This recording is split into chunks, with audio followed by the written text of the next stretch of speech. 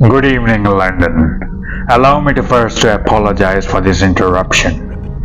I do, like many of you, appreciate the comforts of everyday routine, the security of the familiar, the tranquility of repetition. I enjoy them as much as any bloke. But in the spirit of commemoration, whereby these important events of the past usually associated with someone's death or the end of some awful bloody struggle, a celebration of nice holiday, I thought we could mark this 5th of November, a day that is sadly no longer remembered, by taking some time of our daily lives to sit down and have a little chat. There are those, of course, who do not want us to speak. I suspect even now orders are being shouted into telephones and men with guns will soon be on their way. Why? Because while the transient may be used in the lieu of conversation, words will always retain their power. Words offer means to meaning, and for those who will listen, the enunciation of truth. And the truth is, there's something terribly wrong with this country, isn't there?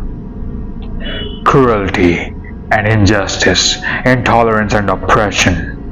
And where once you had the freedom to object, to think, and to speak as you saw fit, you now have censors and systems of surveillance coercing your conformity and solidizing your submission. How did this happen? Who is to blame? Well, certainly there are those who are more responsible than others, and they will be held accountable.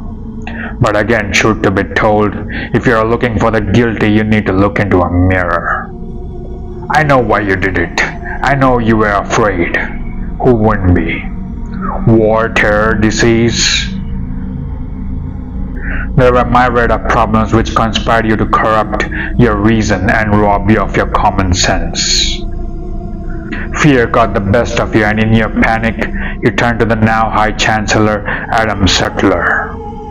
He promised you order, he promised you peace, and all he demanded in return was your silent, obedient consent. Last night I sought to end that silence.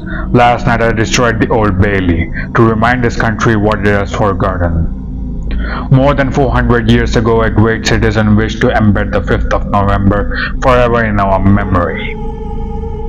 His hope was to remind the world that fairness, justice, and freedom are more than words. They are perspectives. And if you have seen nothing, if the crimes of the government remain unknown to you, then I would suggest you allow the 5th of November to pass unmarked. But if you see what I see, if you feel as I feel, if you seek as I seek, then I suggest you to stand beside me 1 year from tonight, outside the gates of the Parliament, and together we shall give them a 5th of November that shall never ever be forgot.